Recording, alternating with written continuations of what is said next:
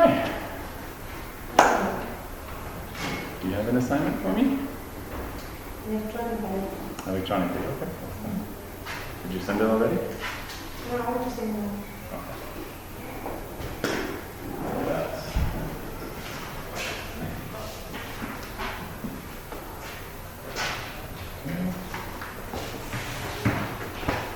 So, how's your group projects going? Who knows what the group project is? Who doesn't know what the group project is? Is anybody new to the group project? No? Okay. So, what are you thinking to do as a project?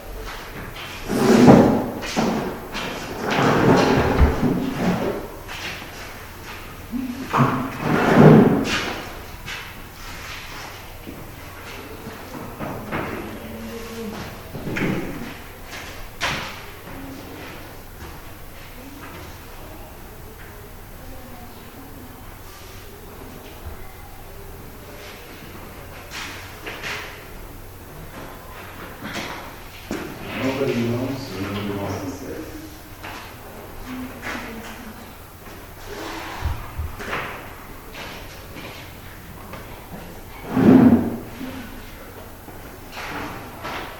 What's the thing? Okay, good. Somebody says it. Does everybody else need to know what is the question? You can ask. It's not clear. What have you decided as an idea for your group project?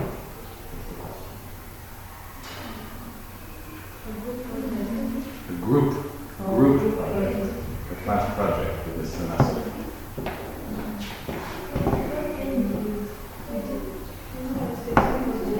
The same? Okay. And that is?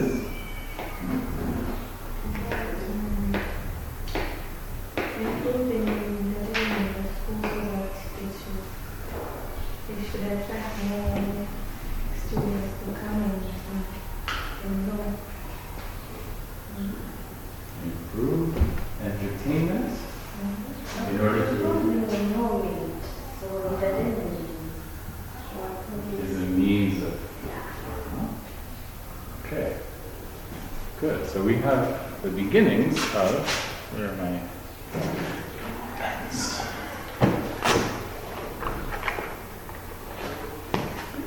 We have the beginnings of a conception of what we're trying to do. So you started with you want to increase enrollment.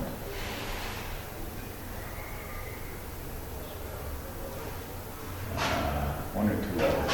Remember? I think it's one. I could be wrong. So you want to increase enrollment, and you're saying entertainment would help. So there are factors that increase enrollment, yeah? There are different things you could do. So you have identified entertainment is one factor that is a way of increasing enrollment. What other ones did you consider? Sports?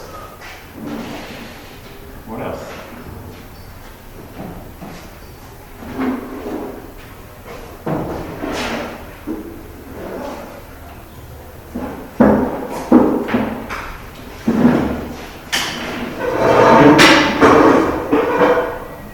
What are some other ways?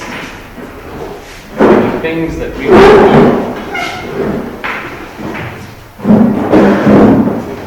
that would increase enrollment.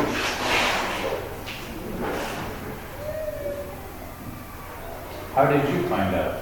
You're enrolled, yeah. So what made you to enroll?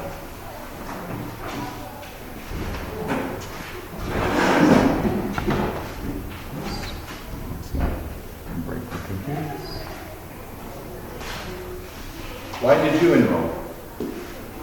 A friend told you? Advertisement, okay.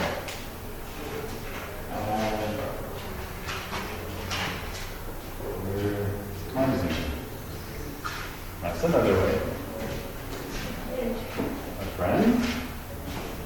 So a friend. This is also called referral. Somebody encouraged me to look at it.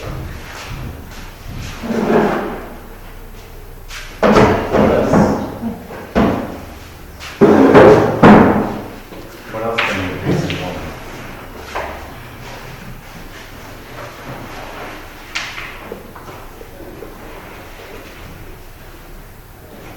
You think if I change the price, enrollment would change? No? If I made it free?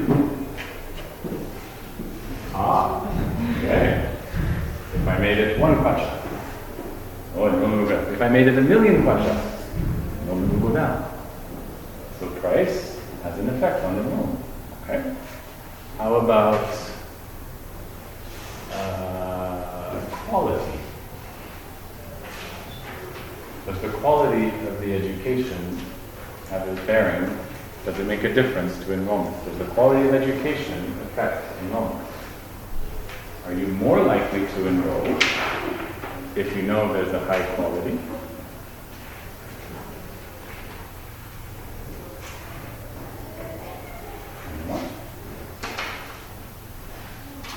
If the quality is better, will more people enroll?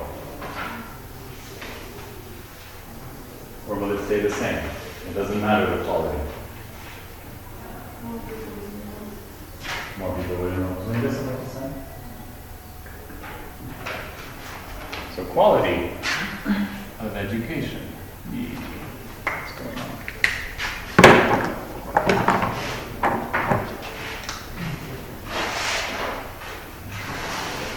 Quality of education. What else?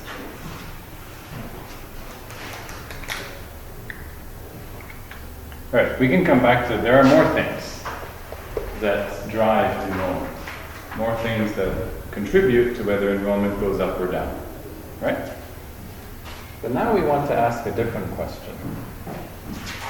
This is, especially for those of you in community development, project management, the whole notion of a project, why do you do a project, is ultimately to improve community well-being. Right? At the end of the day, that's what you want. Now, every project is trying to improve certain aspects of community well-being. It's hard to do community well-being in total. So maybe it's health, education, income, whatever. But at the end of the day, what you're hoping to do is improve community well-being. Yeah? So that, in one sense, community well-being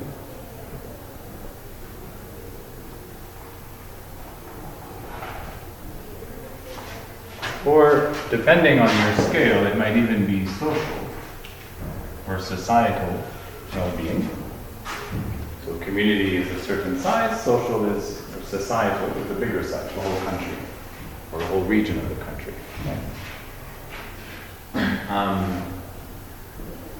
If this is the goal, how does this connect to that? Why do we think that increasing enrollment is a good thing? Why is it a good thing? Why do we want more enrollment? There'll be longer lines in the bathrooms. Why do you want more students around? More people taking out books in the library. Why do you want more students around?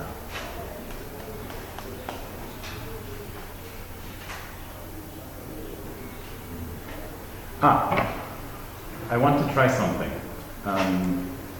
Most of your instructors speak Chichewa. I don't. But if you're more comfortable, if you have a thought and you know you can say it in Chichewa, please do. I know I won't understand. But then you can try to translate it, and the rest of the class can also help if you're just not sure about how to say it in English. Don't let that be an obstacle. Okay? I want you to be able to share. And so if, I know you all understand me, and English, of course you speak English. But I know sometimes the thing I want to say, it's easier if I say it in my language. Yeah? I speak French. Some things are easier for me to say in French than in English. Right? So if it's easier for you to say something in your own language, please do so. And then you or your friends will translate so that I understand. How does that sound? Is that okay? Yeah? Okay. So, the question is, why do you want more enrollment? Why do you think that is a good thing?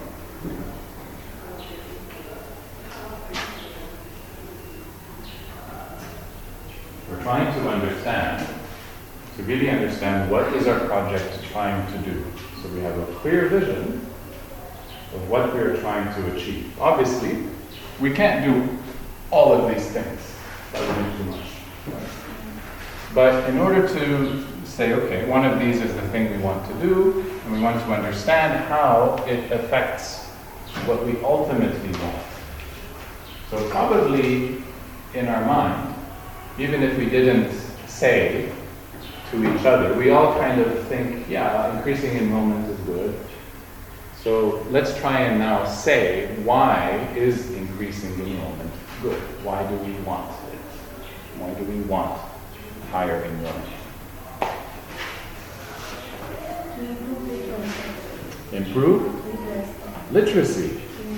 Do you come to university to improve literacy? Okay. So, where shall we write that one? Let's go this way. So, improve literacy. And we're out. We have one. What else? What are other things that enrollment does? So enrollment means there are more people coming to this university. So here's a question. When you think we want to increase enrollment, are you thinking we want to have more people, more students at this university, University of Lilongwe? Is that what you're trying to do? Or are you simply thinking it is good for more people to come to any university? We just happen to be in this one, and that's what the project is. But really, it could be any university. Does that make sense? Do you want to have, you could increase enrollment at UNILIL, or you can increase enrollment at all universities. So, what are some other universities? Magu and Luana and I don't know, what are the other ones around?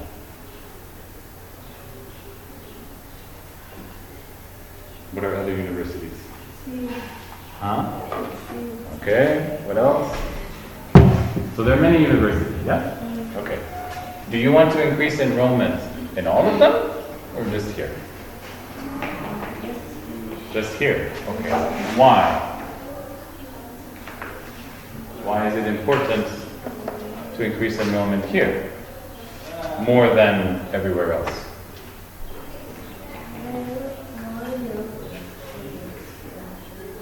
Say again?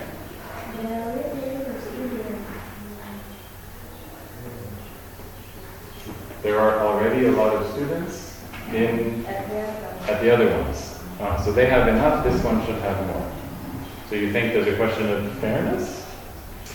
Every university should have the same number? No. No? Same one. They should balance. Okay. So we want to have more balance. Does that mean all the universities are equally good? It doesn't matter which one you go?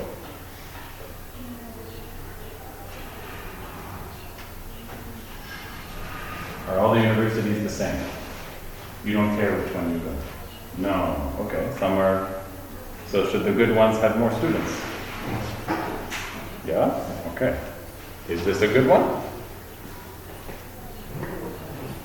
You're free to say no. Okay. Maybe it's somewhere in the middle.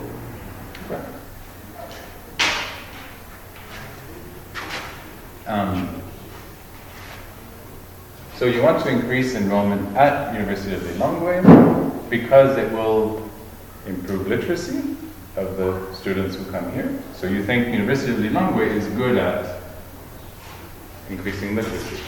Is that true? Yes. Yes? Okay.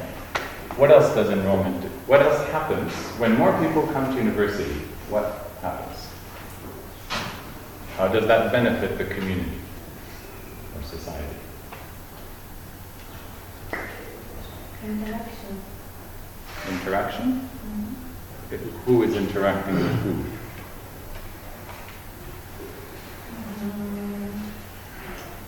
The students will interact with each other. Okay. So more student interactions. Why is that a good thing? What does that help? I'm not saying it's not a good thing. It is a good thing. But let's understand, why do we think it's a good thing? So, right, student interactions. Yeah?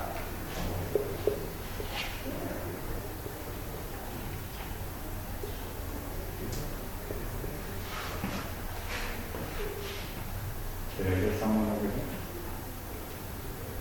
One of the guys? Guys, you can't let the ladies do all the talking. This is not business. We want gender equality. That goes both ways. Yes, Mercy. See, you have a participation? Okay. Participation. Participation in what? Participation.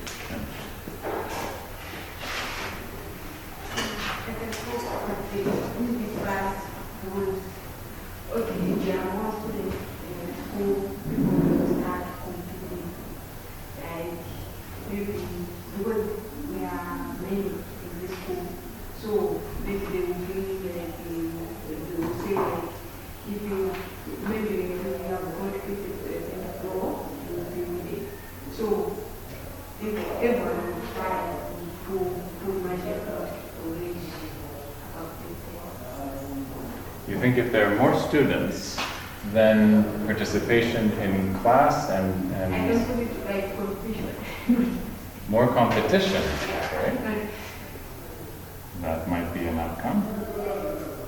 Is that a good thing? That's another question.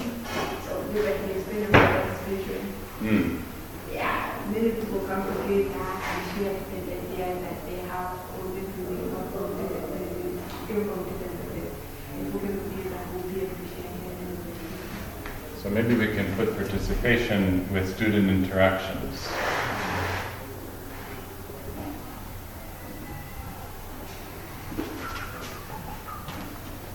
We'll make room up there. Okay.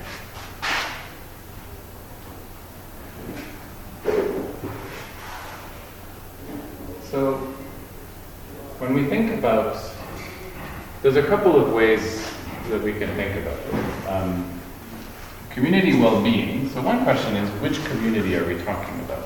Who is the community? Is it those of us here at the university?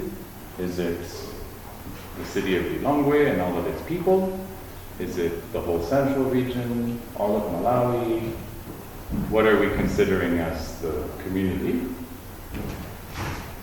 And that the well-being of that community is the thing we're trying to improve, right?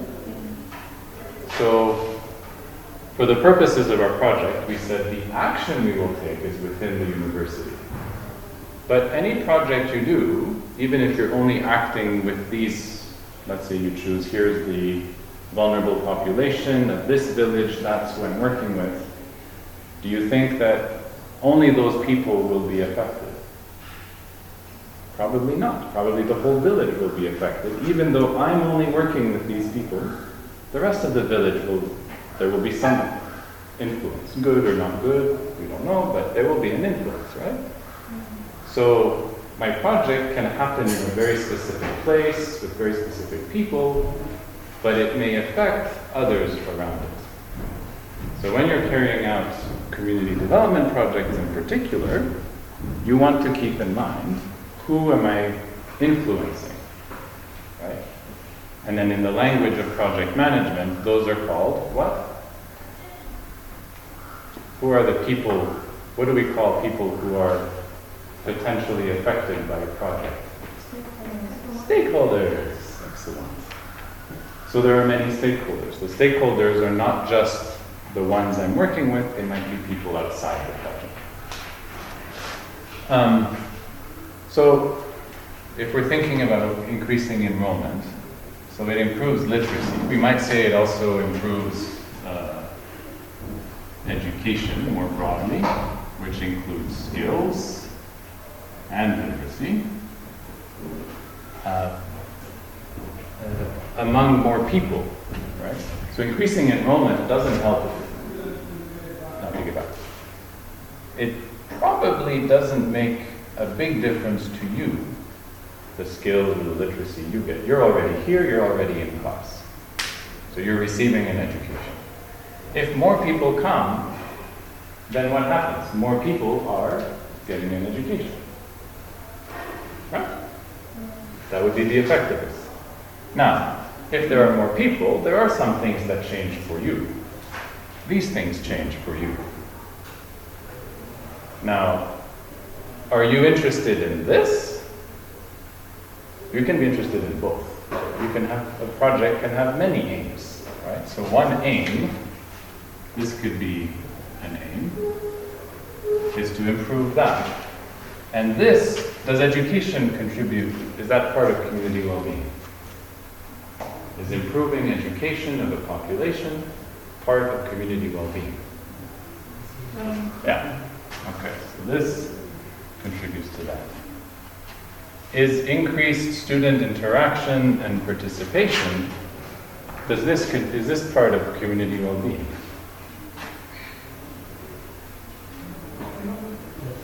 Yeah? Okay, so we're saying this also. So this can be another aim, and that contributes to community well-being. Does more competition contribute to community well-being?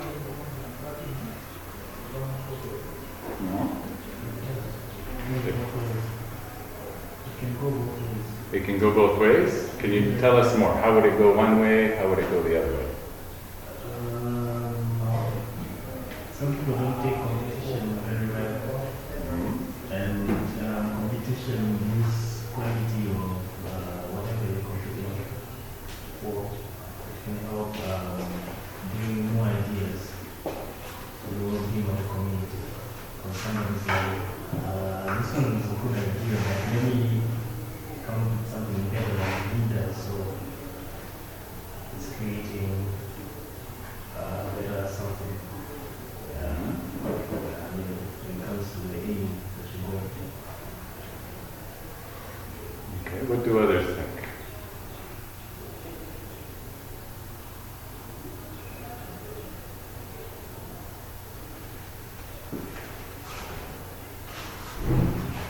So we have one suggestion that competition might contribute to community well-being because it helps to bring out more good ideas. Is that how you were saying? Yeah, it helps to better an idea. You can refine an idea. Do you think that it's the competition that does it, or the people talking together that does it?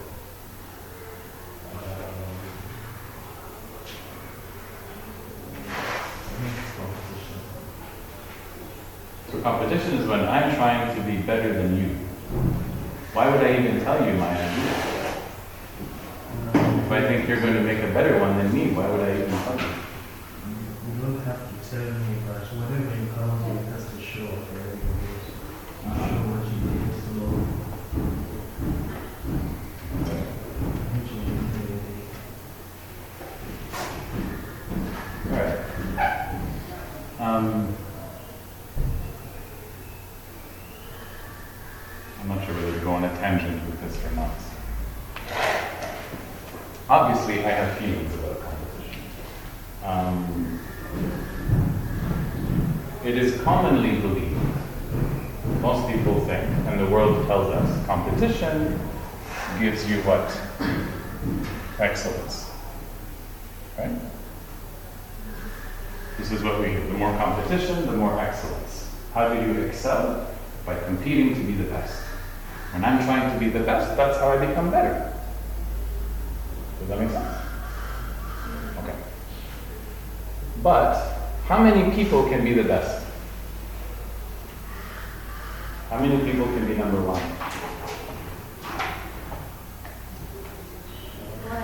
One. So if there's more who are all very good, how many of them will be number one? One. What happens to everybody else?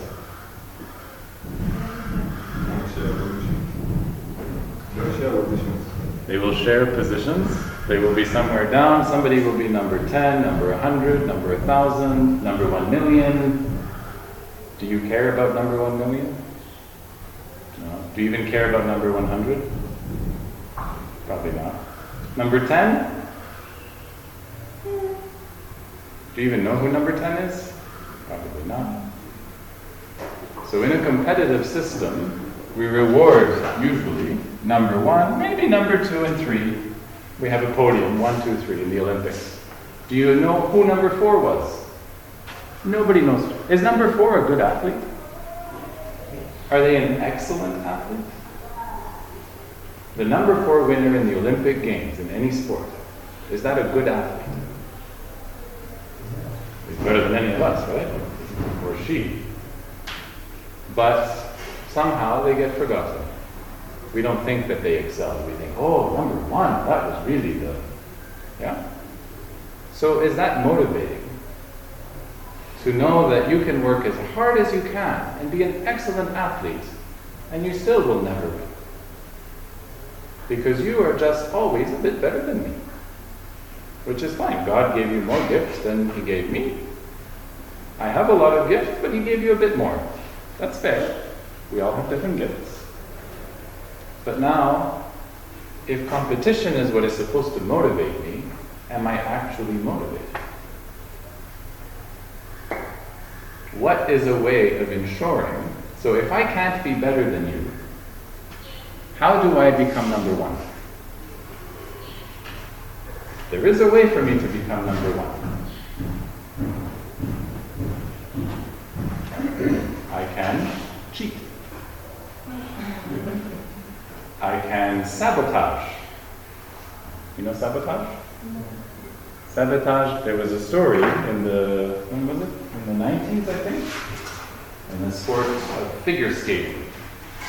Figure skating, so on ice, and they jump and twist and do all sorts of amazing things.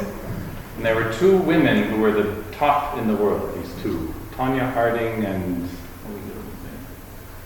I forget. Anyway, these 2 women. And one was always a little better than the other one. So they were always number 1, number 2. And the number 2 hated being number 2. So she hired 2 guys to one day walk by number 1. She was walking along and they broke her leg. She could never compete at the same level. And number 2 became number 1. Actually, she didn't. They disqualified her. They found out that she was behind it. But that's also what competition... So some people think it brings excellence. The competition also brings cheating, corruption. I can bribe the judges. That sounds like a good plan, right? I can... corruption, sabotage. These are also things that come out of competition. So now I have another question. Is there something else that brings excellence? So competition brings some kind of excellence. I'm not saying it doesn't bring any at all. It brings some. But it also brings these things. And you know it does because you look at the world around you, which is a competitive world, and it is filled with these things. So what is another way to get excellence? What makes you want to excel? Do you want to excel? First question, do I want to excel? I would like to. I don't know if I can. I'm talking about me now. You can answer for yourself. I would like to excel, but it's hard work. I don't know how much I can excel, but I know I can do a bit better today than I did yesterday. And tomorrow I can try to do better than I did today. Every day I can try to do a bit better than yesterday. If you listen to really great people, they tell you that's how they become great. Every day, do a little better than yesterday. So the other thing that drives excellence is not to compare myself. When I compete, I'm saying at this moment in time, what level are you and what level am I? And I'm comparing me to you now. Right? But when I'm striving for excellence, I'm comparing me to me today versus yesterday. Today versus a year ago. Last year I could run in 100 meters in 15 seconds. This year I can run in 14 seconds. Next year maybe I can run in 13 seconds. And then 12. So that is also excellence. It's me becoming the best I can be. Right? So, that was an aside about competition.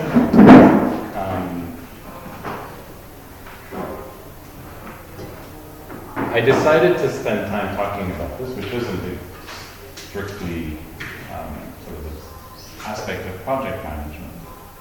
Because especially if you're in community development, if you're thinking of ways to enhance the well-being of a community, and you think that setting up a kind of competitive system will improve the well-being of that community, think very, very carefully what that competitive system will actually produce. And, yes. For competition, let's say for all universities, if they are competing to increase enrollment, can that mean development? Okay, good question. If all universities are competing for students, is that contributing to development and well-being? What do you think? Yes. You think it does? Yes. Say more? Why?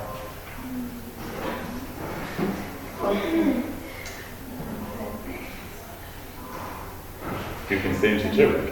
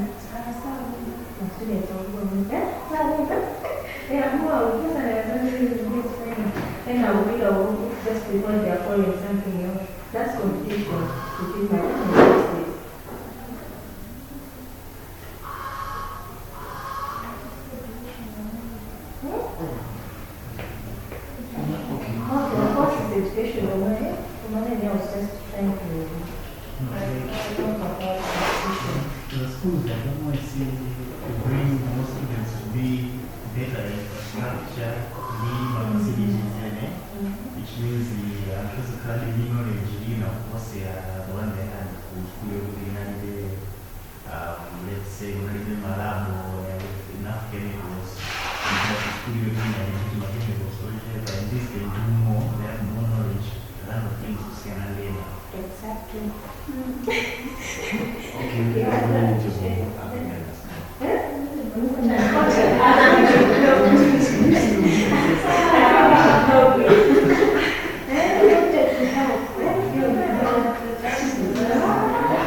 You're all going to help.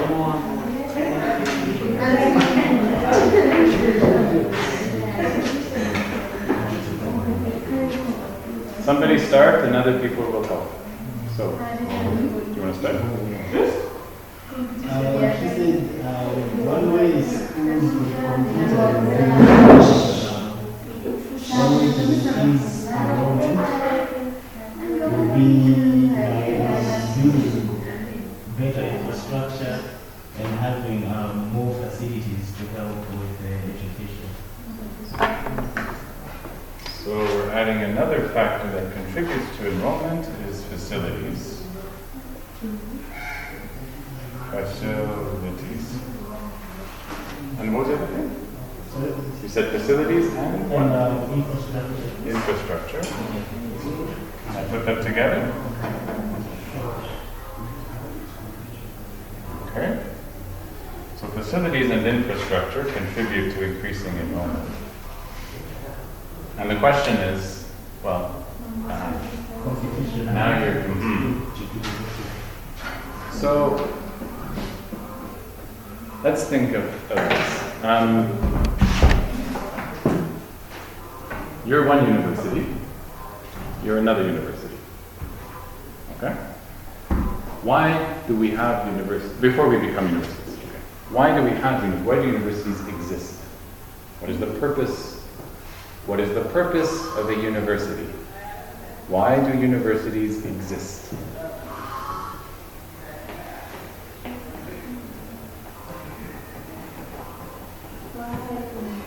For higher learning. Okay. To promote education at an even higher level. Okay, good. That's part of contributing to well-being. The more people are educated, the more problems we can solve together, the more new projects and businesses and so forth. Make sense? Okay. So, would we want to have just one university? Or would we want to have many? Many, okay. Do we want them all to be good universities? Okay. And we want as many people as possible to go to any university. Or just a few people should go. Everyone.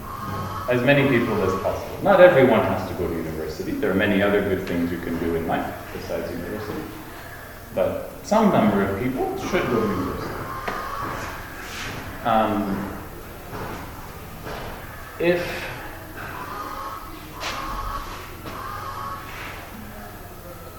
If the goal of a university is to contribute to well-being, so it wants to bring as many students in who are willing to do this. Yeah? I'm trying to help my students become themselves able to contribute to community well-being.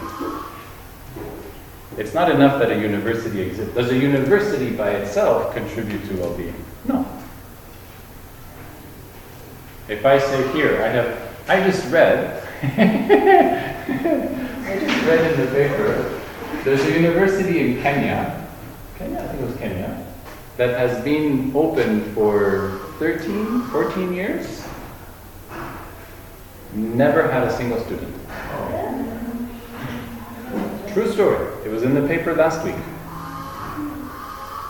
Because there's a rule that they have to have some percentage of professors who have PhDs before they can accept any students, and the professors are still getting their PhDs, so they could never admit a student. But the university has been running open for 14 years. No students. Is that university contributing to community well-being? No.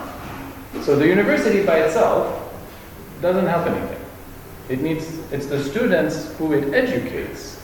So through the education it provides, people become, this empowers people. Yeah. And when people are empowered, they contribute to community well-being. But your institution, and this is true of many things, the organization by itself, or the company by itself, doesn't, just the fact that I create a company or an organization with the vision of transforming something, by itself, that doesn't do anything. It has to actually engage people. People's lives have to change. Who is the community? It's people. Community well-being is the well-being of the people. So we need to understand, when you're working in community development, there is, we'll look at this in a later lecture, a logical framework. You want to understand the cause and effect. What are you trying to effect ultimately? What is the end result you really want? And then your project is to do, you have certain outcomes. My project will, suppose, increase enrollment. Okay, but increasing enrollment by itself, just having more people in university, doesn't do this. It's because those people get an education and become empowered, that's what will do this. So this is an in-between. Yeah? Now, I can't just go to someone and say, I empower you. Right? It doesn't work. I have to do something. So I have to give you an education. For you to get an education, you need to be enrolled. For you to be enrolled, you need to hear about the university. So maybe advertising, maybe hearing from a friend. Then you decide, okay, you heard about it, but do I want to enroll here? Then your question of, do I enroll in this university or another one? So there are many universities and they're all trying to contribute in different ways. And maybe the different universities have different specialties. This one's very good at business. So if I want to go and learn about business, I would choose that one. If I want to go learn about science, maybe I go to this different university, because that's a very good science one. The universities have specializations. So that's one way to choose, so that the quality of education of each one. Are they competing? They will talk about competing. I don't like talking about competing, but it's how many people think that somehow I'm a better university if I have more students. Like, well, maybe, but are you actually giving them a good education? Are you giving them a good experience? Maybe you have a lot of students because you advertise a lot, but you don't really give them very much. Is that a very effective? You're winning at the competition, but are you actually contributing to this?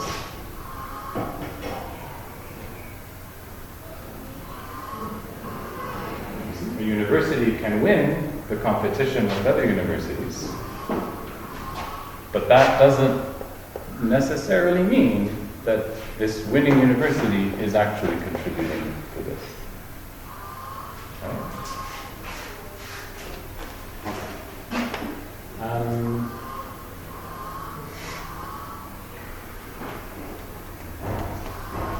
Any other thoughts, questions?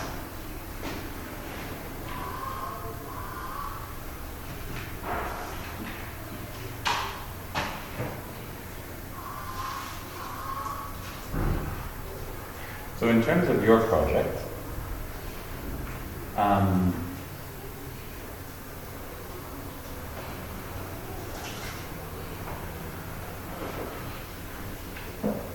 you want to be clear about why you want to increase enrollment. So we've identified a few. Education is one aim. Student interactions and participation is another aim. And there are probably other ones that you could come up with. And the reason it's important, just like with a project, what is the project really trying to achieve? Because that guides your plan. It guides the things you will do. Yeah? So, what of this am I going to do this now? So let me take out these things here. I think we've seen this enough now.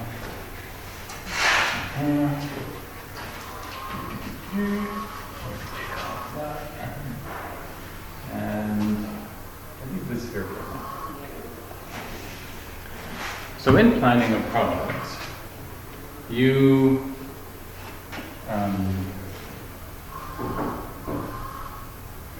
there are the actions or activities you can carry out. These produce outcomes.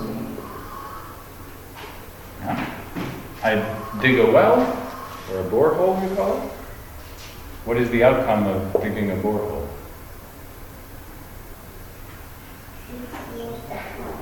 Now there's more water. Okay. Now, what does safe water do?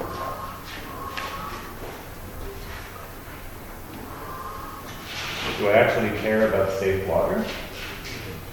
If I go dig a borehole in the middle of the desert where there's nobody, is that a useful borehole? No. So is my project to build as many boreholes as possible? Because I could build a lot of boreholes, right? I could build 1 billion boreholes everywhere. Would that be useful? Depends where I build them, right? So, you don't care about boreholes. What do you care about? Community development. Okay, that's the very far end. Over here is community development. So we have a chain of things. So what's the next thing? If there is a borehole and there's clean water, safe water, that means what?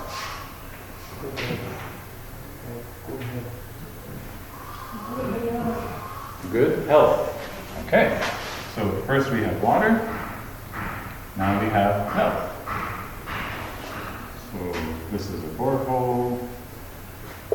I can measure water, number of wells, I can measure water quality.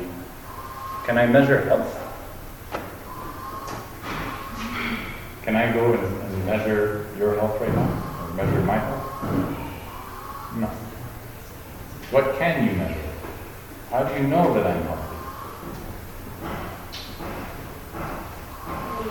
You need an indicator.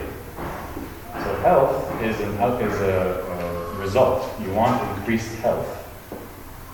But you can't measure health directly. There is no instrument or device or method in the world to measure health. There's no number. I'm not 25 healthy and you're 46 healthy. Right? So we have indicators. We say, well, how many diseases are there in the population? How many people get sick? How often do they go to a doctor? How many are undernourished? How many are dying before the age of 5 or 10, whatever? Those are things we can measure, and those are indicators of health. Yeah? So now we need indicators. This is the result we want. Actually, I think I got this backwards. Let me retry it.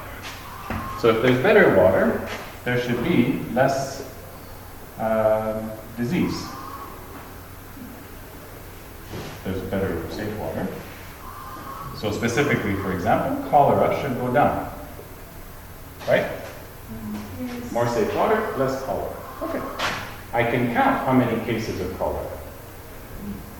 If there are fewer cases of cholera, that's a sign that health is improving.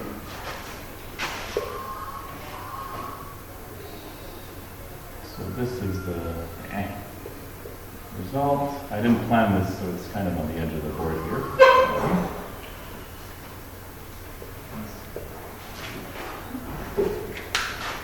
So your project will consist of activities. These are the things your project can do.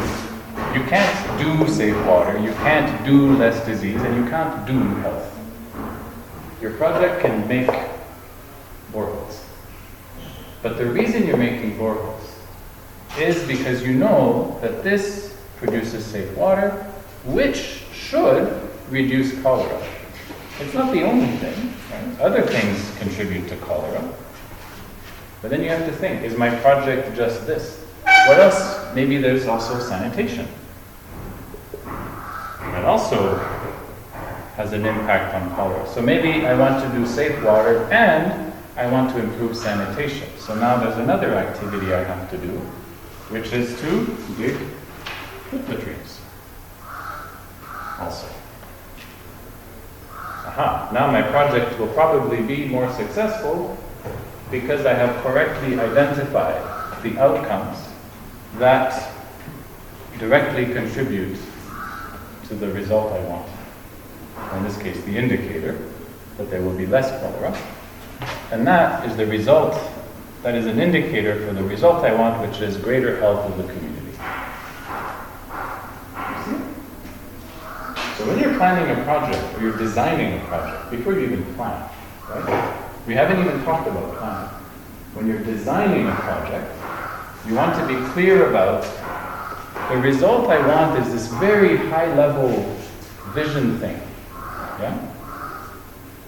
Like health, education, which are parts of community well-being. And the way, now there are many things you can do as indicators of health. You can measure all sorts of things. So you have to decide which indicators are you going to track. How will you know your project has succeeded? Well, you carry out the project. Your project finishes. I finished digging the boreholes. Now I have to wait and see. Now there's more safe water. It will take some time. And I come back maybe 3 months later, 6 months later, a year later, 2 years later, and now I count. How many cases of cholera now compared to when I before the project? Has the number gone up, gone down, stayed the same? Well, then I can evaluate the project. Then I can decide, do I need to do another project? Does it have to be the same kind of project? Different kind of project? Is it time to now teach the local population how to do the same thing so that I don't have to come every time and do this? So this activity, outcome, indicator, and result is what I would like you to try and write. So this logical diagram. Maybe we need to spend more time on it also, because I know I did this kind of quickly. If you're thinking of increased enrollment, what do you think increasing enrollment, where would it go? Is it an activity, outcome, indicator, or result? What is this? Where does this go?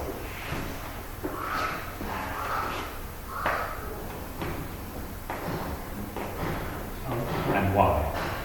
Outcome? Why? Because you can do something for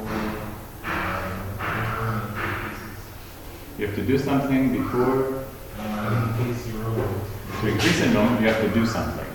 Okay. I mean, I can do this and I get that. So why do you think it's an outcome? Why isn't it an indicator, for example? So enrollment, let's add a little. Enrollment is basically number of students, right? So when we talk about increasing enrollments, we're basically saying there should be more students.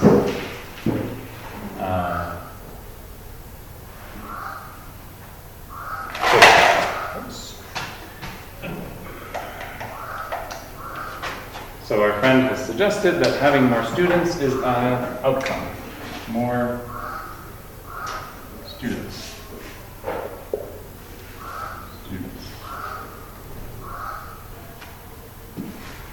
Do we agree? Yeah? Okay.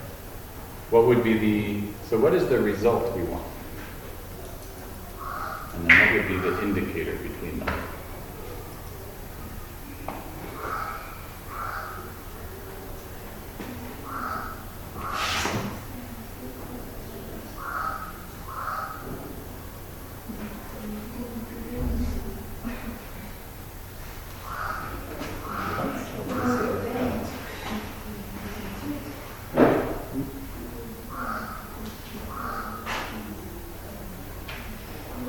So this might be your homework.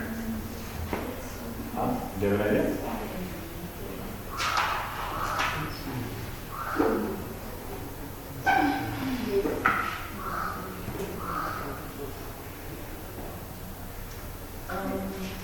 Increasing enrollment can be an indicator, according to my constitution, because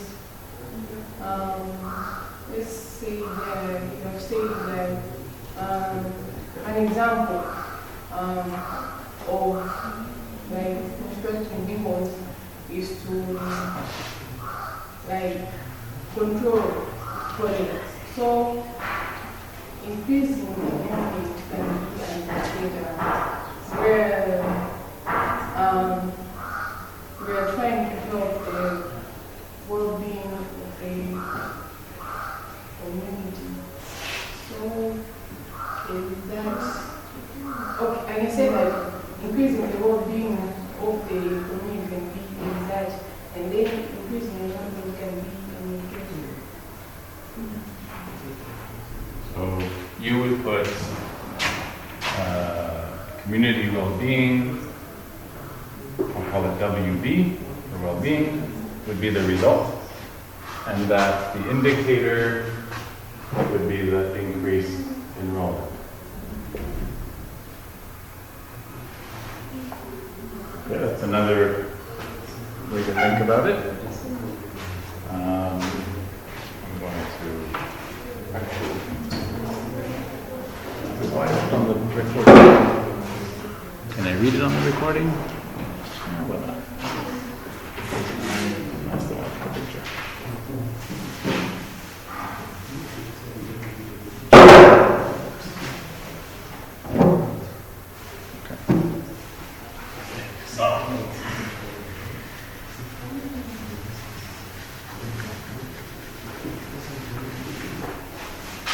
So increasing enrollment, these kinds of chain and effect, cause and effect chains, you can make them, so we had said earlier, increasing enrollment leads to more education, which empowers people, which leads to well-being. Right? So, I mean, this is a simplified version of that. But in order to fill this in, you would need a diagram, a logical diagram of, so for example, we said in number of students.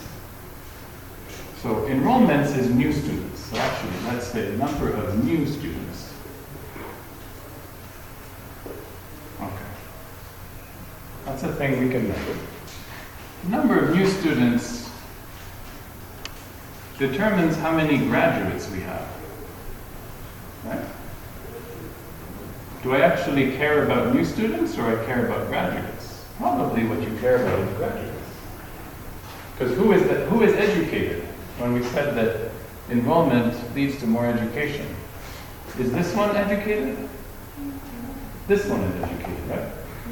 But you can't get this without this. If there's no new student, you're never going to get a graduate. So new students become graduates. But now other things. These new students, maybe you get 100, and then you get maybe 80 graduates. So most of them went here, but a few of them left for different reasons. Now, maybe the way you want to help increase, so now graduates contribute to, you expect them to, so we can go into different levels of detail, but they should start community projects. Or they should start businesses. Yeah. There are all sorts of things that graduates can do, and these things contribute to community well-being. Right? Now, of the 80 graduates, how many of them will do these things? Maybe 40, half of them. So I started with 100, and now how many people became new students? Well, I have a pool of Who can become a new student? Can a 3-year-old become a new student at university? No. Can a 90-year-old become a student at university? Yes. 19. Sure. 19. 90 years old. You can, but then the amount of time you have to do this will be very little. So probably not so useful for our purposes, but 90. So maybe we want to concentrate on, you have to finish secondary school, minimum, right? So these are secondary graduates. Okay. So maybe I have 1,000 secondary graduates and 100 become new students. Of that 100, 80 become graduates. Of that 80, 40 go on to do something, and these things contribute to community well-being. This is the beginning of the diagram. You could put a lot more detail in here. Yeah? And now you could ask, now that you have this picture, you say, where could I make the most impact?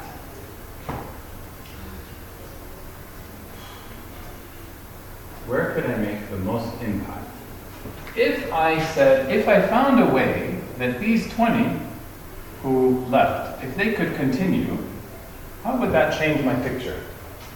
So if this was 100, what would you expect this number to be?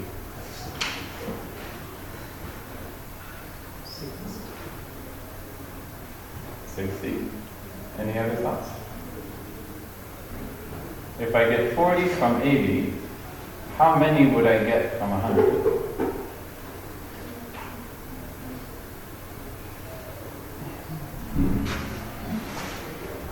If 80 gives me 40, then 100 should give me 50. Okay, so if I found a way to keep these 20 to become graduates, maybe I would get 10 more things here. That's 25% more. That's pretty good. How about if instead of 1,000 becoming 100, I found a way to get 20 or, I don't know, some number, another 100. This became 200. So if I add 100 to this, so now I get 200 here. Then what would happen? What would this number become?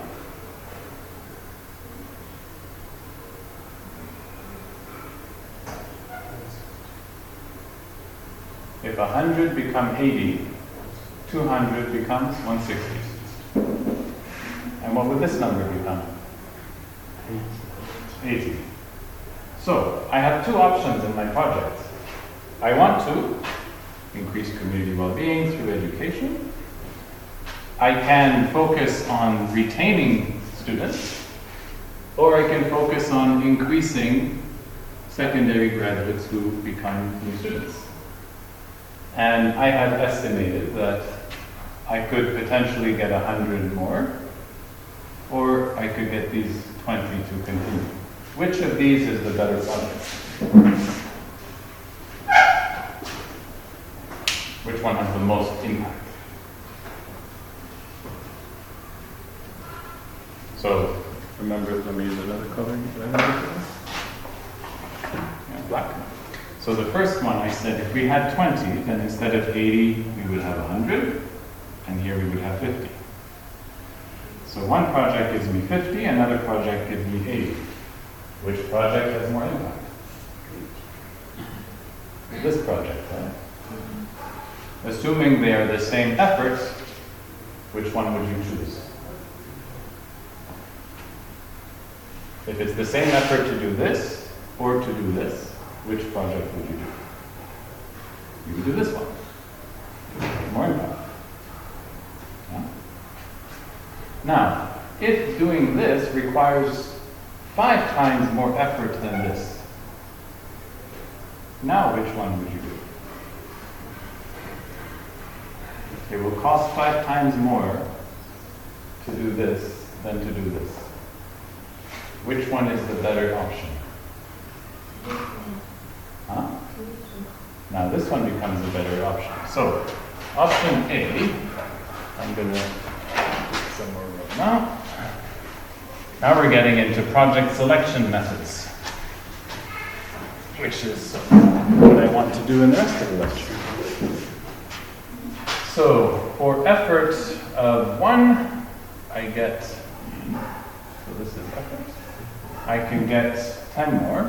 1 can give me 10, or 5 can give me, what's the difference from 40 to 80? So, from 40 to go to 50 is 10 more. Yeah. So I get 10 more impact. If I go from 40 to 80, what is the extra impact I get? Another 40. So what is my cost-benefit ratio, if you will? Yeah? I can get 10 for effort of 1, or I can get 40. I should make this bigger. Or I can get 40 for effort of 5. Which one is the best impact for effort? 1 to 10, right? This is a 10 to 1 ratio. This is a 40 to 5 ratio, which is also 8 to 1. 10 to 1 is better than 8 to 1. So I would choose this one. Now, what you will notice is, in order to choose a project, it's not enough to say, well, this sounds like a good idea, and look, we could have all of our students go through, that's a wonderful thing, or we could get 100 more secondary students. You need to do some analysis. You need to add some numbers here, and then compare, right? Now, this doesn't tell you exactly what the community well-being change will be.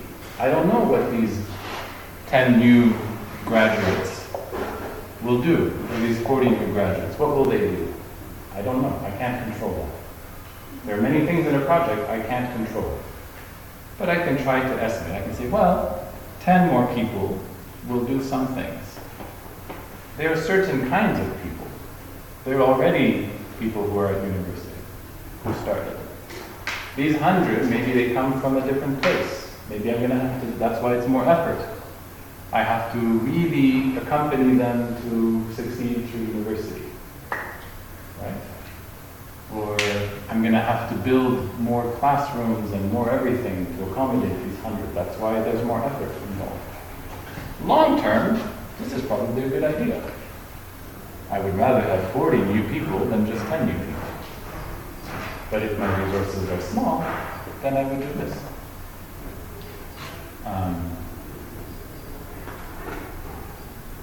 So you see how using numbers allows us to determine which path, what type of project do we want to undertake. And the same is true in every kind of project. So for all the procurement students, you would do exactly the same thing. Yeah? You would say, what am I trying to accomplish? At the end of the day, what does my organization want? Does it want less costs? Does it want higher quality? Does it want fewer delays? What does it want? What is the result? Yeah? And then you work backwards. You say, okay, in order to get that, what contributes to that? What are all the things that contribute to cost or delays, shipping delays? Or is it, actually, it's not the shipping, it's the contracting, negotiating. That's what takes time. Okay, how do we shorten time? So you do a causal analysis. You create have you seen trees, causal trees? Does that mean anything to anyone? Causal trees, or root cause analysis. You start with this and you say, why? Why is this? What causes this? Yeah? What causes me, let's say, to be fit, to be healthy? Okay, what I eat, how I exercise, how much I sleep, when I eat. Okay, let's say this. Now, how much I sleep. What are the factors for how much I sleep? Well, what time I go to bed, whether my sleep is interrupted, is it good sleep or not good sleep? Do I go to sleep at the same time every day or does it change? In terms of food, is it good quality food? Is it food at the same times, at different times? What else about food? What types of food? Yeah. Exercise, how much exercise? When? What kind? All of those contribute to this. So you start getting... This anymore. So a causal tree is you start with one thing and you start going up. So I say, this is my fitness. And sleep is one contributor. Food, or nutrition, exercise. Then each of those has things. Yeah? Maybe water, that's one. Quantity, then quality. Sleep, there's quantity, quality. What else? Yeah? Exercise, kind. You know, is it the same thing if I exercise a little bit every day, or if I go to the gym really hard once a week? I burn the same amount of calories. Does it make a difference? Maybe. So what kind of exercise am I getting? Not just how much. So you break it down into, now, why do I get this kind or that kind of exercise? Well, it depends on my time, my schedule, da, da, da. So anything in your life, you can draw this kind of diagram to understand all the reasons why something becomes what it is. Good, not good, whatever. And for any project, you can do the same thing. You write down, what do you want to achieve? What is the goal? And then you start to analyze what contributes to that goal, what contributes to those things. And then you start to say, well, which of these could I affect? I could do a project to improve the quantity of my sleep. Or I could do a project to increase how much I drink, or maybe the quality of my food. I can't really change the quantity of my food. I'm already eating as much as I can. Maybe I should eat less. That's an option. And then exercise. I can't really do anything about exercise, so that's not an option for a project. Okay, I have 3 project options. Now I have to estimate. I have to start putting numbers. Okay? What is my current quantity of sleep? Actually, I don't know. I need to go find out. How much do I sleep? It's a good question. I need to monitor for a week. So before I even have designed my project, I have to go do some research, like a pilot study, to understand how much do I sleep. Right? So if you're in procurement, it might be, what would be something you might have to go study before you can even begin a project? Who are procurement students? Okay, your turn to talk. What kind of thing would you need to study before deciding on a project? It's a very big question. Right? So if you had to decrease cost, okay? Cost is your goal. What contributes to cost?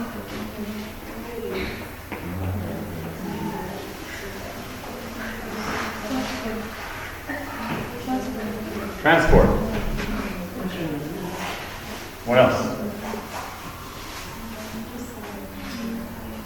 Someone else. Raw materials. Okay. Someone else over that side. Moy. You raise your hand in procurement, yes? What is something that contributes to cost of procurement?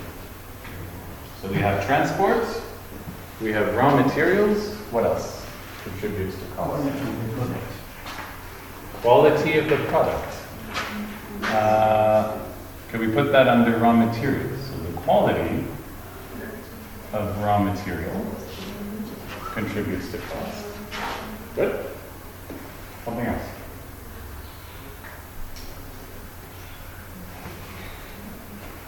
Disposal. Disposal. Okay. What else? I should put one down. One more. How about your own time? This time. Huh? Time maintenance. Time of what? Time maintenance. Sorry, say it one more Time, another point, and maintenance another time. Time point. and maintenance. Yes. Okay. This pen is running out. Time and maintenance. Now, your boss has said, I want you to lower cost of procurement. Our business is costing too much. I want you to reduce cost. So now you say, okay, I need to do a project to reduce cost. What am I going to do? So you started, you said, all right, the goal is cost. What contributes to cost? I have listed a number of things. You can probably add, I'm sure you could add more, but we'll start with these. What would you do next? You have a list of things. So the same thing we did in the previous example, like this. What did we do? So you might have a whole chain. See, this whole chain, yeah, is like one branch from here. You go here, or quality goes to this, raw materials goes to cost, something else that impacts quality, something else impacts that. This is one chain, like this. But now you can have many chains, not just one. So, for example, this is the community well-being is like cost. It's the center. So you go one out, you say, okay, starting projects and businesses, those are these things. Then you go one up from there, number of graduates, that's like quality. You go up one, number of new students, that's the next thing, and the next thing. But then there wasn't only one chain. Here we started from the top and we went down. Now you start from the center and you go up. So you have to do the same thing for all of them. And then for each one, you would say, okay, how much is this contributing to cost? Yeah? Let's say transport, how much does transport contribute to cost? I don't know the business of procurement, so give me a number. If cost is 100, total cost of procurement is 100, what would be transport? What fraction of 100 is transport cost? 30? 50? 20? Okay, so 20 comes from transport. How much comes from maintenance? 10. How much comes from disposal? 10.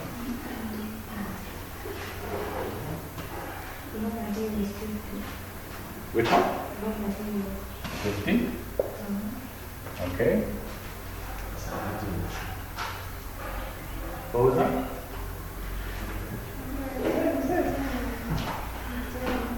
Time will be what? 10? Are you sure? Huh? Reduce something. Reduce something. Reduce? Serious 40 and time should be 30. Time should be what? 30. 30? Time should be 20. Okay. We're doing math in our heads. Very good. See how useful it is to do math in your head? Okay. This adds up to 100. 10 and 40 is 50. 10, 20, 20 is 50. 50 and 50 is 100. We're good. Now, where do you think I can make the most savings?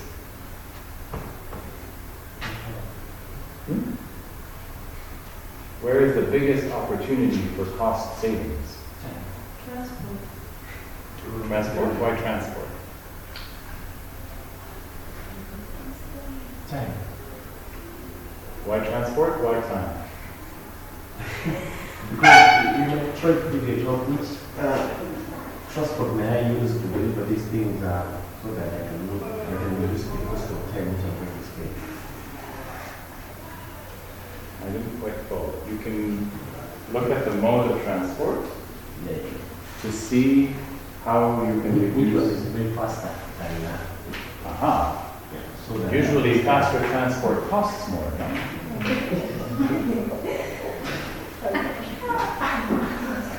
So, transport, so why do you say transport? Maybe if you buy your raw materials very far, you can hope to buy somewhere near.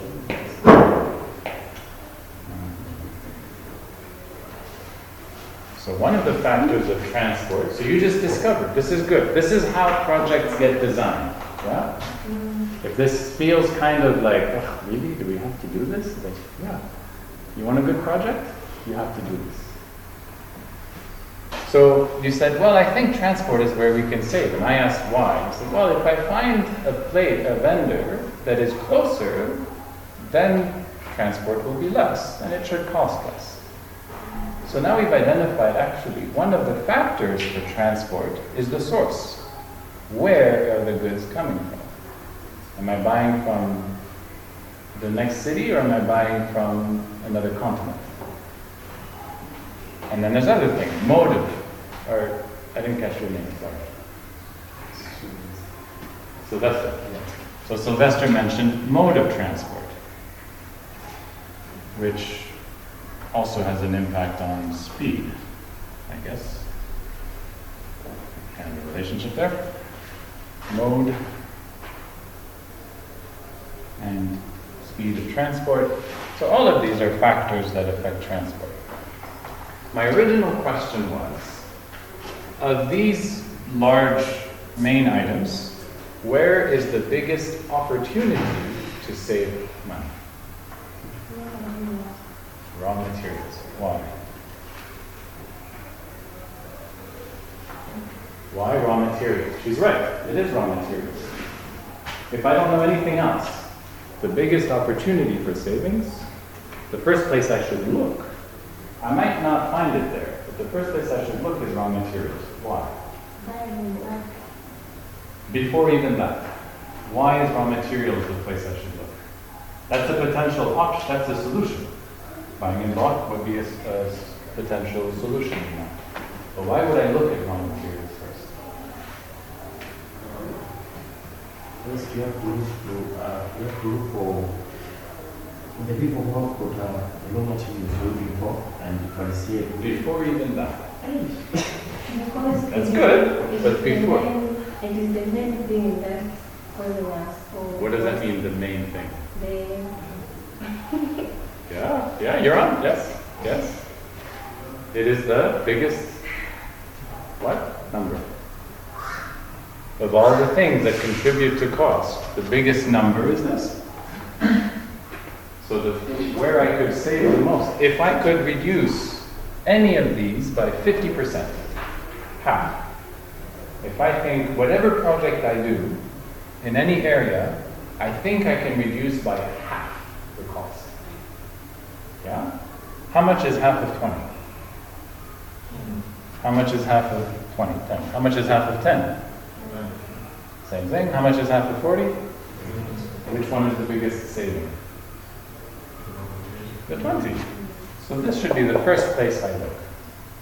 Then I say, okay, how can I reduce costs in raw materials? Maybe I can buy in bulk.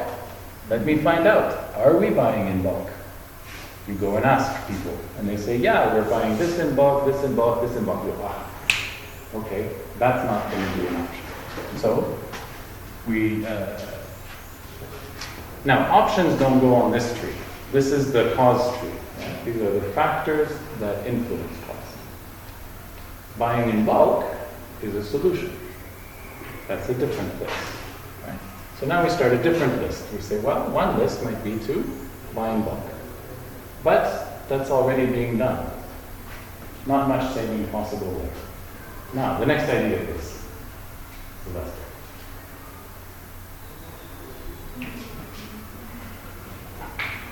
Now is the time for that thought. And that's where now you come up a list of suppliers and choose which one is fair enough for the commodity you're looking for. So you want to do maybe a comparison of suppliers or renegotiate with your current suppliers. If you want to analyze the market, Yeah. you do market analysis.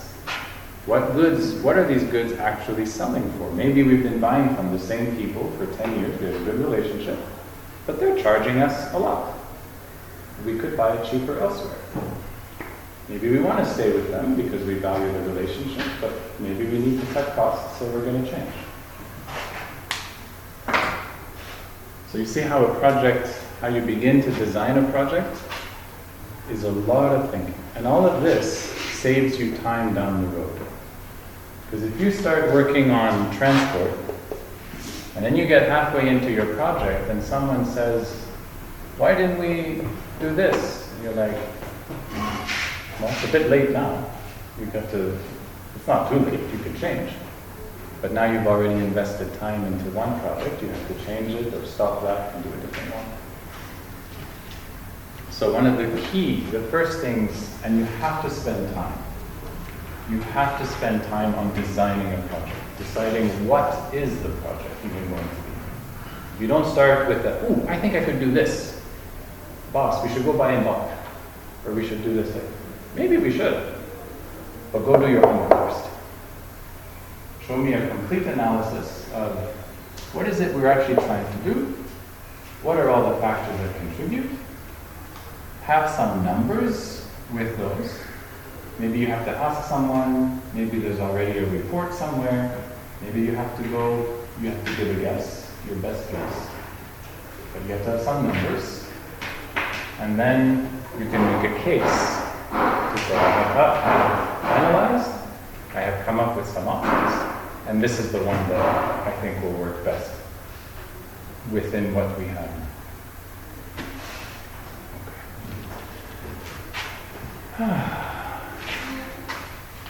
Any questions or thoughts?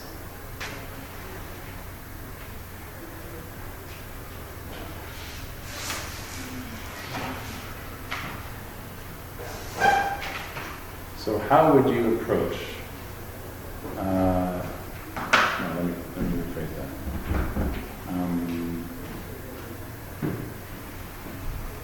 When someone comes to you with an idea for a project, suppose you run a business, and someone comes to you, one of your employees, and says, I have an idea for a project.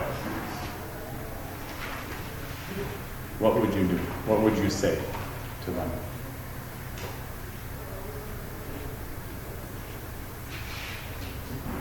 From what we just discussed.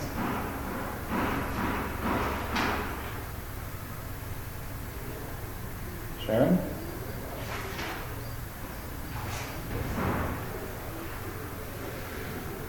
Any idea? No? Are we tired? Do we need to move a bit? I was going to take a break in the middle. Sorry, I missed the time window. Maybe we can end a little early. Is it hot today? Is it more hot today? Yeah. Makes one sleepy. I'm sorry. I wish I could control the weather. I can't. So what would you say to your employee who comes and says, I want to do a project. I think it will reduce our costs. I want to bring a new computer system in the procurement office. It will make our life so much simpler and easier, and you will save money.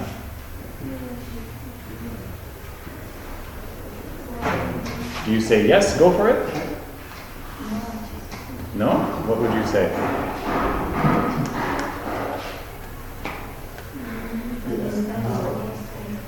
Identify the cause. The cost. The cost of what? Of the system? Of the project? Okay. You want the budget? You want them to bring you a budget? Is that what you're saying? No? Okay. Certainly you need a budget before you approve a project.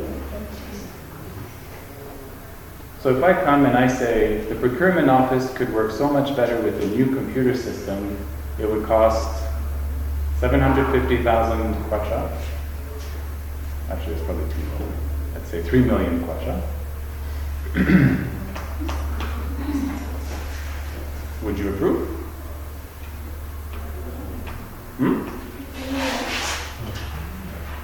You're the boss. Would you approve a project to improve the IT, the computer system, for 3 million kwacha?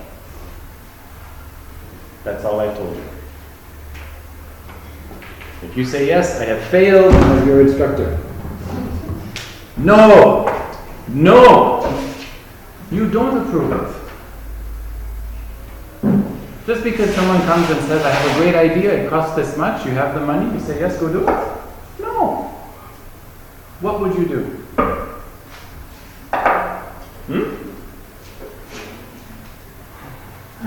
I scared you, yes. What have we been talking about? Huh? Asking why. Why? Supposed to. Why does he think we need a new computer system? What's wrong with the current one? If he changed it, how much difference would it make? Okay, you think it takes time now with the current system. How much time? It takes me 2 hours to process a requisition. Okay? In the new computer system, how long will it take you? 1.5 hours. Okay, you would save 1/4 of the time. How many requisitions do you do a week? Or a month? I do 20. Okay. So you could save 20 times half an hour in a month. That's 10 hours of your time. You want me to spend 3 million kwacha to save you 10 hours a month? Is that a good investment? Now the picture's different. You say, with that 3 million kwacha, what else could we do that would have a bigger impact? Go do an analysis. Go tell me, where are our procurement costs coming from? And then, put some numbers with each one. You say, we have raw materials, we spend this much. Office costs, that's computer system, everything costs this much. Transport costs this much. Maintenance. Okay, that's an analysis. Now show me, where can we save how much? What ideas for a project? Who did you talk to? Did you work by yourself? Or did you go ask people? Did you talk to the IT person? Do they think the project is a good idea? If you change the computer system, does it change their work? Maybe the computer person doesn't want a new system. You're going to save 10 hours a month, and maybe that's good. But you're going to create 15 hours of work for the computer person. Is that a good decision for me as the boss? I own a company. I'm going to save 10 hours from you, but give you 15 more hours of work. But if I approved her project because it sounds good, then actually I would have made a bad decision. My company would have suffered. Because you did not produce a good, full, complete analysis. So project design requires analysis. And that's what we have been talking about. How to do analysis. It may look simple, it may seem boring. You're not the only ones to think that. Everyone in the world would rather just get on with it. We want to take action. We want to see results. But I promise you that the results will be much better when you spend the time to do this, or you require other people to spend the time doing it. Or if you're one of the project team, you say, sir, ma'am, can we first do an analysis so we're sure that this is the right idea to get the best value for our effort? And you'll go, oh, you think you know how to do that? You say, yes, I learned in university.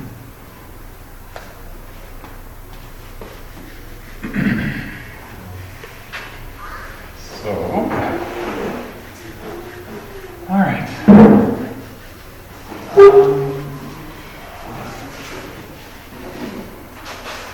I was going to present things, but in the interest now, we have 15 minutes.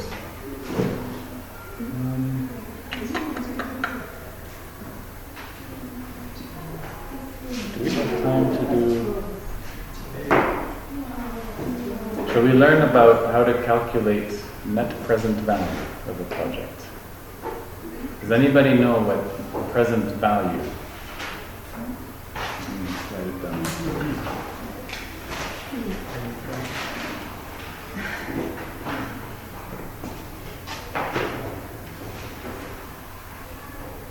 Present value. Does that mean, who knows what that means? Anyone? No? Okay. Do you know that money has a present value different from its future value?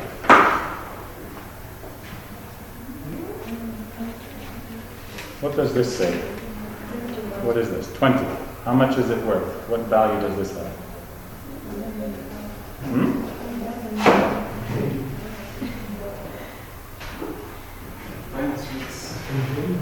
It's worth 20. It says 20, right? Okay. It's worth 20 today. How much is this worth next year?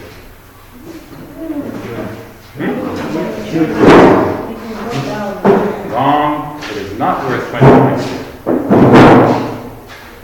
Next year, it is only worth maybe 17. And the year after that, 50. And the year after that, 13. Every year, today, the value of this a year from now, 2 years from now, 3 years from now, is less and less. What I mean is, if you tell me, if I say I will give you this today, today you will have 20. If I say I will give this to you next year, now it's only worth 17 today. If you say, Hamgad will give me 20 next year, then I know for sure, promise, he will give me 20. That means today I count 17. Because there is interest. If I take this 20 and I put it in the bank, and they give me interest, how much is it worth next year? 20 plus interest. Let's say interest is 10%. Next year, this is how much? 10%. Close. 22. Next year, this is worth 22.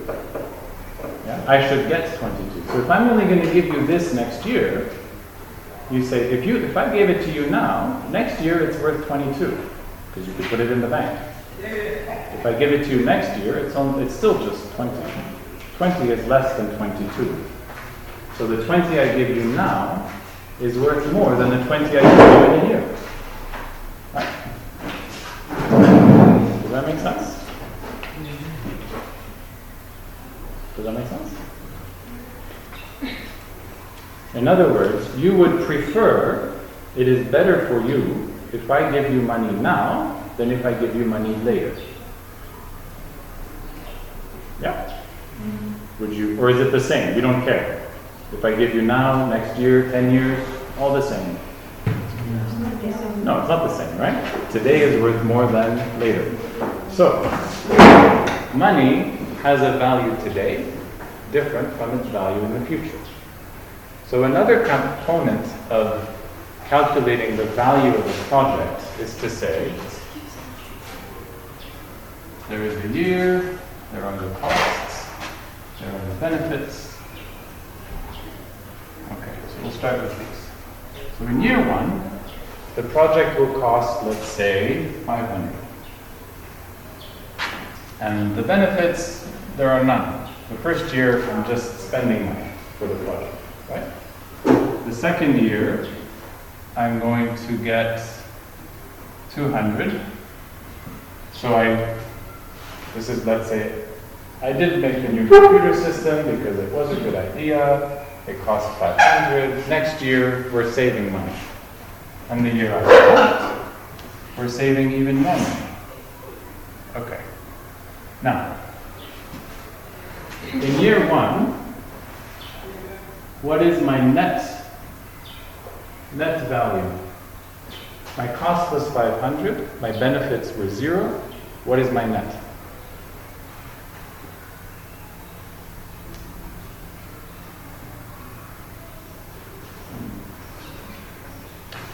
would be benefits minus costs, right? So 0 minus 500, which is negative 500. I'm losing money the first year, right? Second year, I have no costs, but I have 200 benefit. What is my net that year? 200. What is my net in year 3?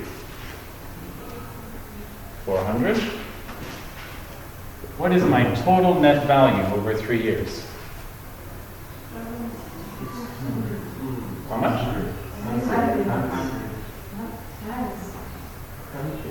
I'm hearing 600, I'm hearing 100. 100? How do we get 100? Yeah, so we add them up. Okay? So minus 5 plus 2 plus 4 gives us 100. So my project is predicted, I'm projecting that after 3 years, my project will have benefited me 100.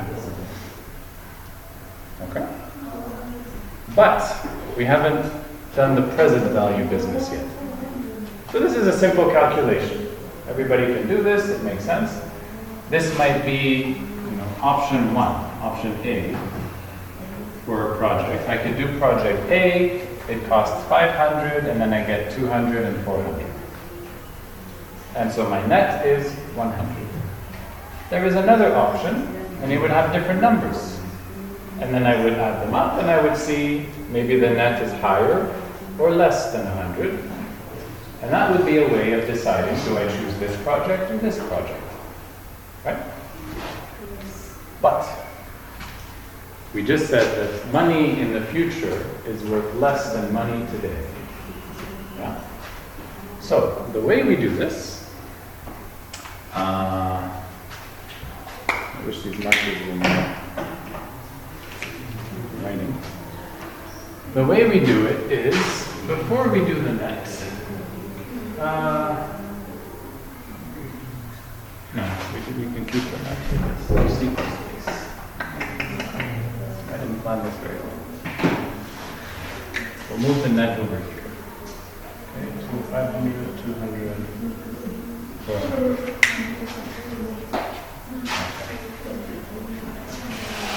I'm going to take out the benefits and costs because we don't need those anymore. We have the net value. Okay?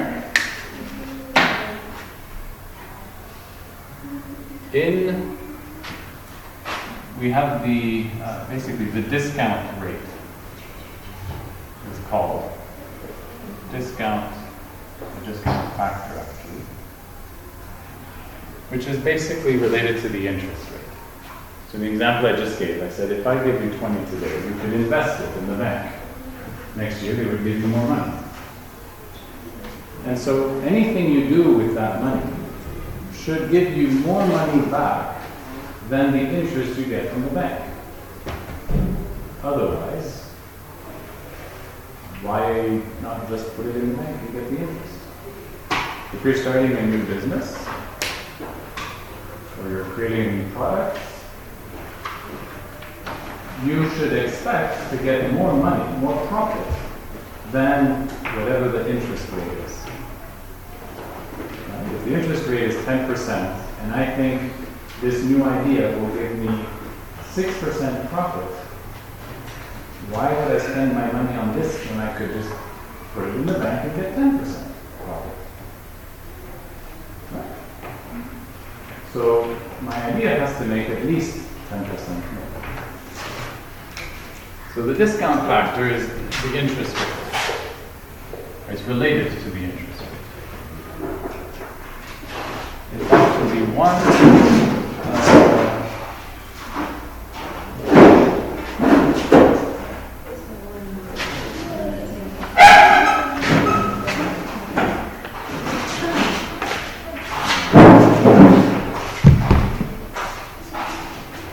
make sure that I get the formula right.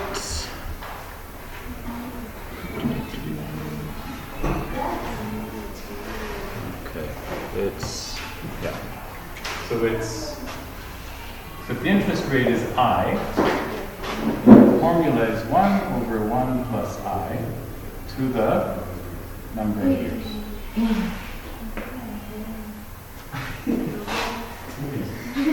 You thought project planning has no maths in it? Wrong. There is maths. So how do we solve this? 1 over 1 plus I. So we need to know the interest rate. What is the interest rate today in Malawi? Anybody know? Interest rate? According to the something website, I forget which one it was that I looked up. Tradingeconomics.com, the interest rate is 18%. If I go to the bank today, well, I'm not going to give you 18%, but we'll use 18%. So I would write 1 over 1. Another way of writing 18% is 0.18. 18 hundredths is 18%. Cent is 100 centuries. So 1 plus, so for I, I substitute 0.18. That's the discount, the interest rate, also called the discount rate. And all this to the power of the year, which is 1. So we have 1 over 1.18. What is that equal to? It's equal to 0.85. Yeah. You could use your calculator. I did it already. So 0.85 is this one. Yeah?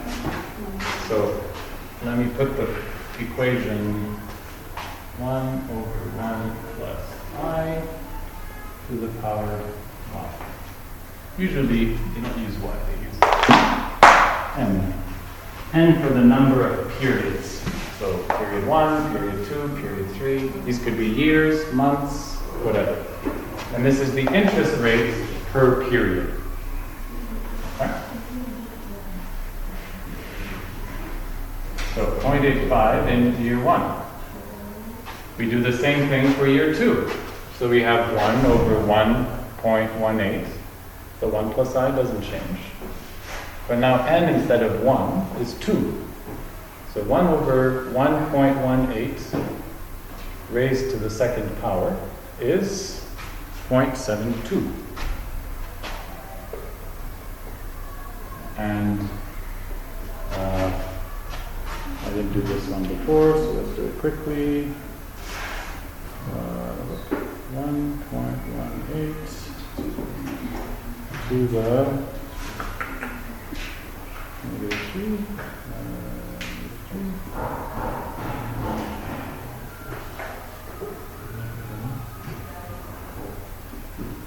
0.61.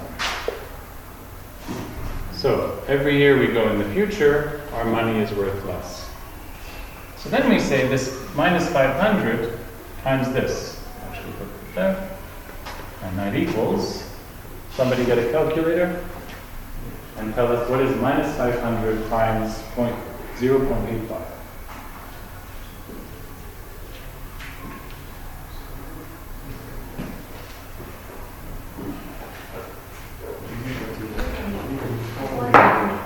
Negative 425.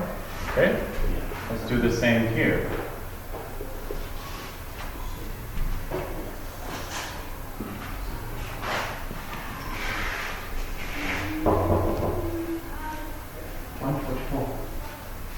$144. And what's the next one? 400 times 0.61.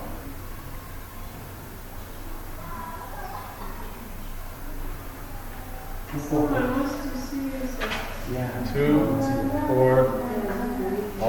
I know. 1 second. 2, 4. What? 244. 244. And what's the sum of those?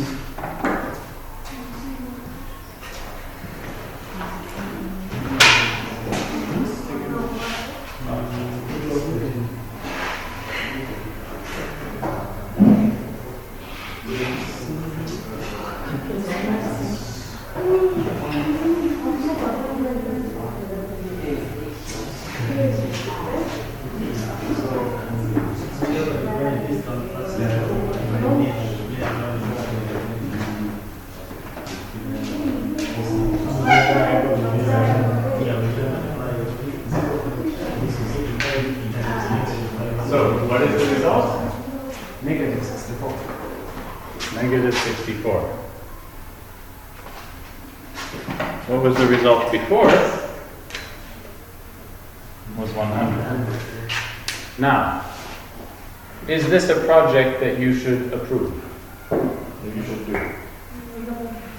No. So, because why?